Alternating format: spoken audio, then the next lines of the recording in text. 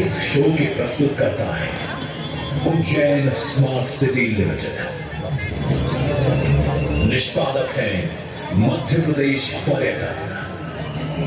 तो प्रस्तुत है महाकाल की शक्ति, उज्जैन की भक्ति।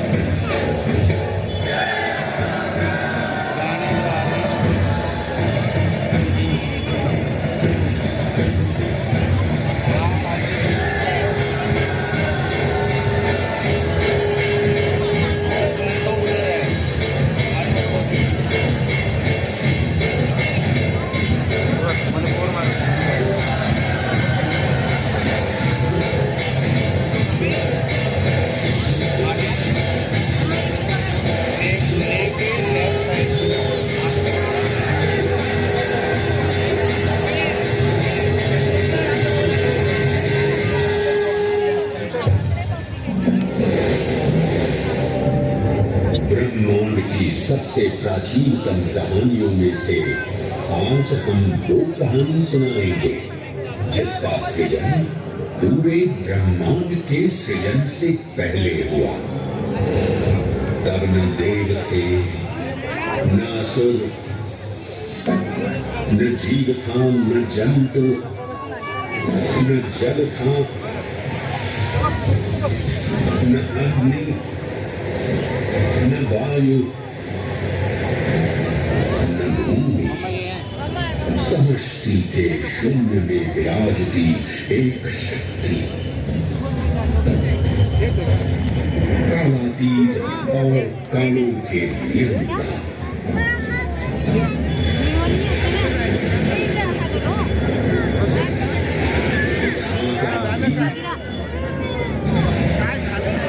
और विध्वंसक थी।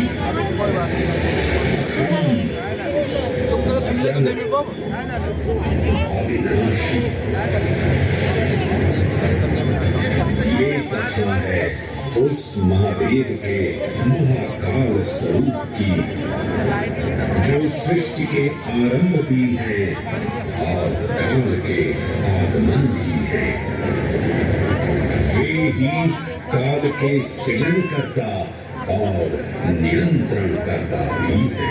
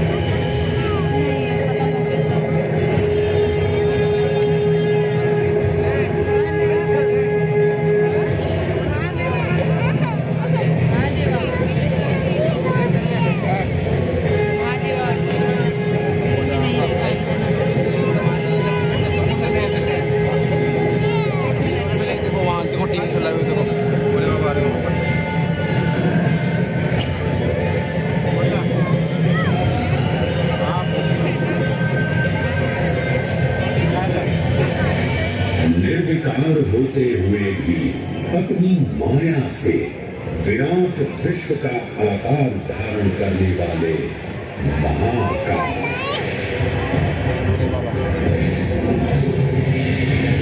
मेरुगिरी को धनुष और भगवान विष्णु को बाण बना दैत्यों के 3 पुरों का नाश करने वाले महाकाल। वो महाकाल जो तीनों लोकों में विद्यमान सभी शिवलिंगों में प्रधान है।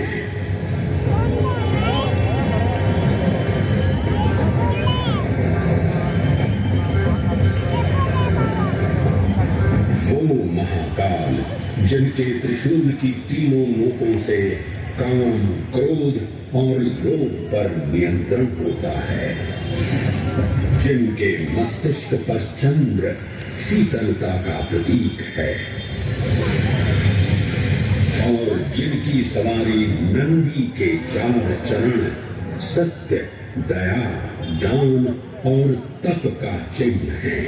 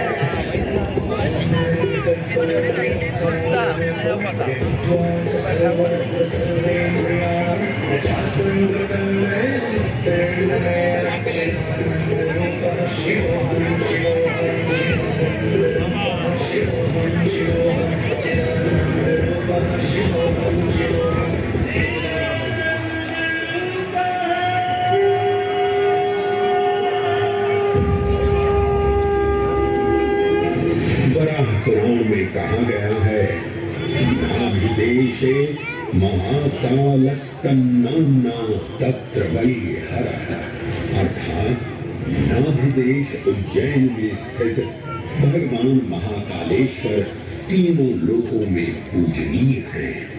आकाशे तारकां लिंगम पाताले हाटकेश्वरम मृत्युलोके महाकालम सर्वलिंगम मनोस्तुते। आकाश में तारक लिंग के रूप में, पाताल में हाटकेश्वर के रूप में और मृत्युलोक में महाकाल के रूप में स्थित भगवान शिव को प्रणाम। समस्त लिंग स्वरूपों में विद्यमान भगवान शिव को सादर नमस्कार। नाभिदेश उज्जैन का अटूट बंधन है महाकाल के साथ, जो महाकाल स्तोत्र में उल्लिखित है। उज्जयिन्यां महाकालम महाकालेश्वरम हरम महाकालम महायोगिनम नमामि पार्वती पतिं। तो चलिए मैं आपको कथा सुनाता हूँ किसी महान उज्जैन नगर की। उज्जैन, जिसे संस्कृत साहित्य में अवंतिका, विशाला, कुशस्थली, पद्मावती, कनकशृंगा, स्वर्णशृंगा, प्रतिकल्पा, कुमुदवती और अमरावती के नाम से पुकारा गया।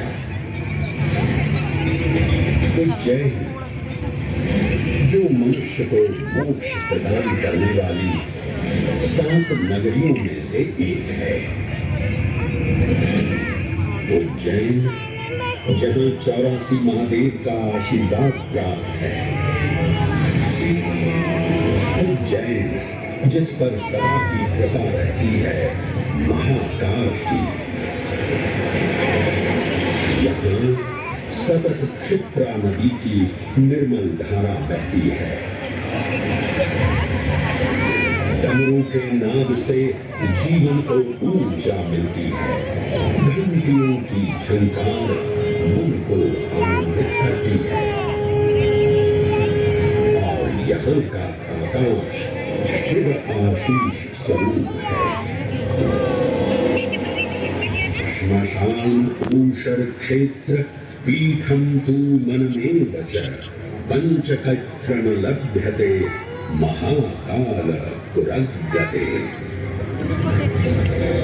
अर्थात यहाँ पर श्मशान, ऊषर यानी अंतजाल भूमि, क्षेत्र अर्थात पवित्र भूमि, पीठ यानी श्री उज्जैन की महिमा को और गरिमामय बना देता है।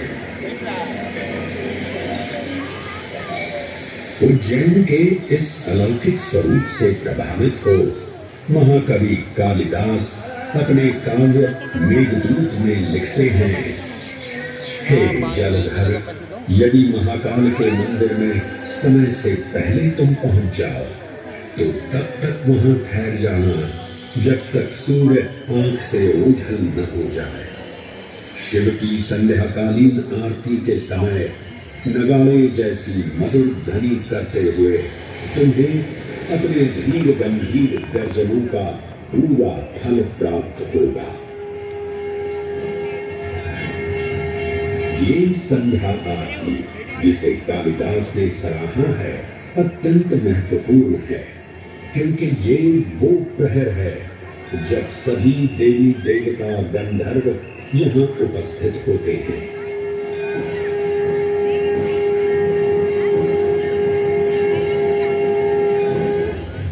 उज्जैन की महिमा अद्वितीय है।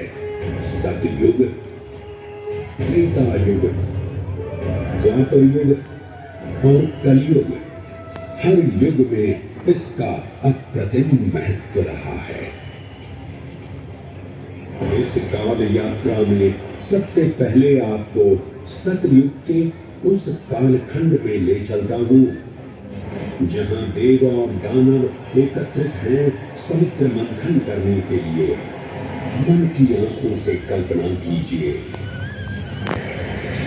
भगवान विष्णु ने कुर्म का रूप ले मंदरांचल पर्वत को अपनी पीठ पर उठा रखा है। सागर से विकराल लहरें उठ रही हैं, मेघ भयानक गर्जना कर रहे हैं। देव और दानव वासुकी सर्प को नेति बना और मंदार पर्वत को मथनी बना सागर को मथ रहे हैं कि तभी जल का पाप कालकूट विष निकलता है और पूरी सृष्टि को अपने ताप से झुलसाने लगता है। इस भयावह स्थिति में देवताओं और असुरों के बीच हाहाकार मचा दिया। ये कैसा अनर्थ है? लक्ष्य था अमृत का और मृत्यु की विकराल छवि हमारी आंखों के समक्ष मंडरा रही है। से केवल वही उद्धारकर्ता मुक्ति दिला सकते हैं जो समस्त विश्व के परम संरक्षक हैं। तभी सब महादेव की शरण में जाते हैं और पुकार लगाते हैं, ओम नमो भगवते रुद्राय। और फिर तुष्टा महादेव भक्तों की गुहार सुनते हैं, कैलाश से उतरते हैं, विष को अपनी अंजलि में भर अपने कंठ में धारण करते हैं।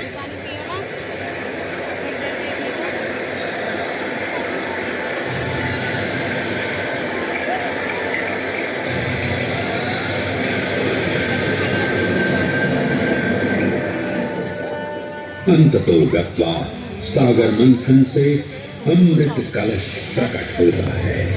जैसे ही अमृत प्रकट हुआ, दानवों ने इसे केवल अपने आधिपत्य में लेने की आकांक्षा प्रकट की और संघर्ष छिड़ गया। आज यदि हम इस अमृत को प्राप्त कर सकें तो हम देवताओं पर हमेशा के लिए प्रभुत्व स्थापित कर पाएंगे। अमृत अपात्र हाथों में ना जा पाए, क्योंकि ये अपनी शक्ति का असीम दुरुपयोग करेंगे। इस अराजकता के परिणाम स्वरूप अमृत की कुछ बूंदें छलकी और पृथ्वी तक पहुंच गई। 4 स्थलों पर स्पर्श हुआ इन बूंदों का, हरिद्वार, प्रयागराज, नासिक और उज्जैन। अमृत की इन्हीं बूंदों के कारण उज्जैन में हर 12 वर्ष पर कुंभ सिंहस्थ मेले का आयोजन होता है। भगवान शिव की लीला देखिए, लोक कल्याण के लिए स्वयं विषपान किया और अपनी नगरी पर अमृत वर्षा करवाई।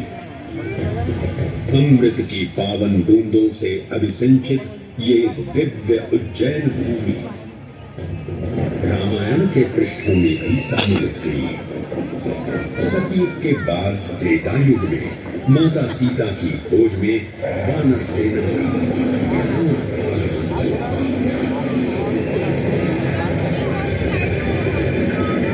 समय की इस यात्रा के माध्यम से अब प्रवेश करते हैं वाल्मीकि रामायण के किष्किंधा कांड में।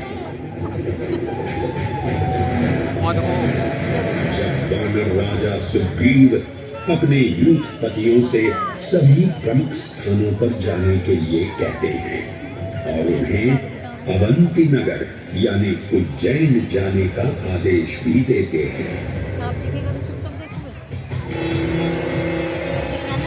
मेखला उत्कल के क्षेत्र, दशर्म के नगर, आर्द्रवंती, अवंती और विदर्भ के राज्य, साथ ही माहिष्का के आकर्षक राज्य में भी पूरी तरह से खोजना होगा।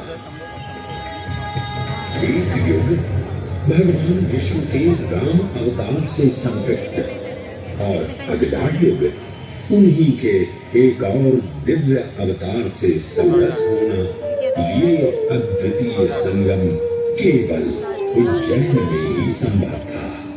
परंतु एक क्षण ठहरिए और ध्यान से सुनिए।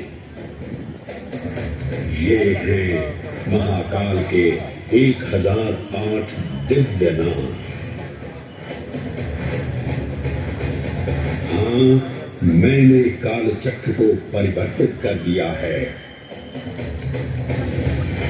और अब द्वापर युग का शुभारंभ हो चुका है। विस्मय पूर्ण हो जाएंगे ये जानकर कि महाकाल के इन नामों को स्वयं भगवान श्री कृष्ण ने रचकर पिरोया था।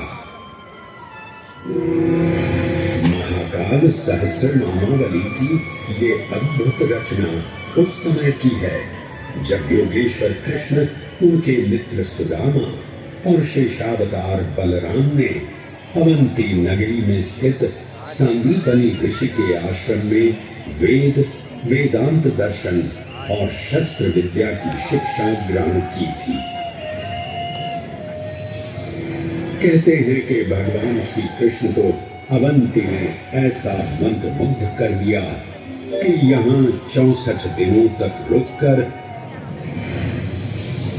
उन्होंने 64 विद्याएं और 14 कलाओं का ज्ञान लिया। उज्जैन का संबंध महाभारत से भी जुड़ा हुआ है। इस महान महाकाव्य के वन पर्व में उल्लेख किया गया है कि महाकालेश्वर मंदिर में स्थित कोटि तीर्थ जल का स्पर्श मात्र करने से अश्वमेध यज्ञ के समान फल प्राप्त होता था। और फिर परिवर्तन की इस अनवरत धारा ने एक नई कहानी लिखी। उज्जैन में उदय हुआ मौर्य वंश का सम्राट बिंदुसार ने अपने पुत्र अशोक को उज्जैन का राज्यपाल बनाया और समय के साथ अशोक के शासनकाल में धर्म का विस्तार हुआ। मौर्य वंश के पश्चात विभिन्न राजवंशों, सम्राटों और नरेशों ने उज्जैन की सेवा की। उनमें से प्रमुख मालवागण और फिर गुप्त वंश ने यहाँ राज कर इसके वैभव में वृद्धि की। उज्जैन ने अपने भव्य तेज से जहाँ महात्माओं और शासकों को आकर्षित किया, वहीं इस नगर पर आतताइयों की दृष्टि भी पड़ी।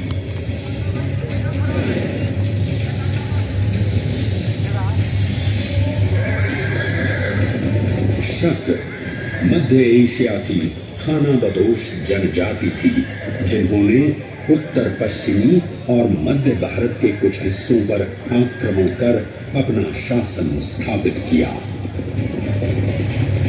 ईसा पूर्व प्रथम शताब्दी में जब भारत शकों के अत्याचार से त्रस्त था, तब उन शकों ने उज्जैन पर भी कब्जा कर लिया और फिर उज्जैन में उदय हुआ एक तेजस्वी योद्धा महाराज विक्रमादित्य का। एक तरफ शकों का बल तो दूसरी तरफ विक्रमादित्य का अद्वितीय पराक्रम। विक्रमादित्य की तलवार महादेव के तीसरे नेत्र सी चमकी। प्रचंड युद्ध हुआ। महाकाल की कृपा से शूरवीरों ने शकों को परास्त किया और उज्जैन में गणतांत्रिक शासन स्थापित किया।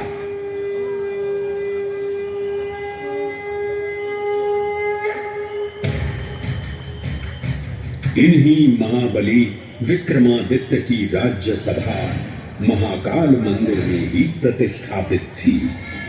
आज भी इस मंदिर की घंटियों में विक्रमादित्य की वीरता और शौर्य की प्रतिध्वनि गुंजायमान होती है।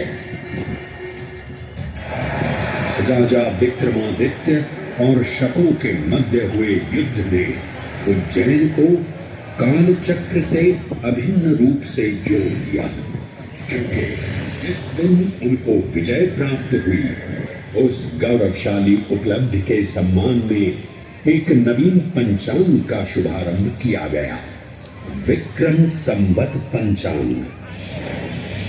आज भी कई हिंदू पर्व और धार्मिक अनुष्ठान विक्रम संवत पर आधारित हैं।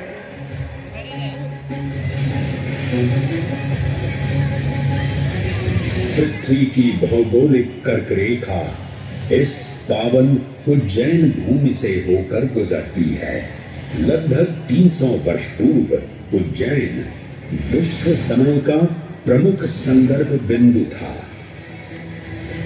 यही कारण है कि उज्जैन की वेदशाला में वराहमिहिर, आदित्य दास, ब्रह्मगुप्त, आर्यभट्ट और भास्कराचार्य जैसे महान विद्वान अनुसंधान और अध्ययन में तल्लीन रहते थे। खगोल शास्त्र का केंद्र, महाकालेश्वर का आवास, जगत गुरु कृष्ण की नगरी, विक्रमादित्य का राज। जयति जय उज्जैनी, वैभवशालिनी नगरी उज्जैन।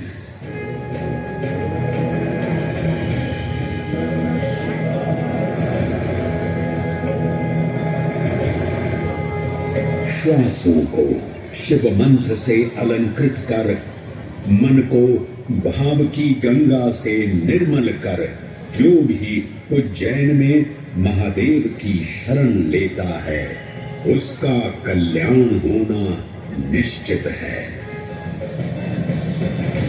आज सुनी सबने गाथा महाकाल की, दर्शन जिनके दुर्लभ हैं, नमन करे जिन्हें काल भी, चरण में जिनके है बसा। ये समस्त संसार कभी नहीं देखा होगा धरती पर ऐसा चमत्कार।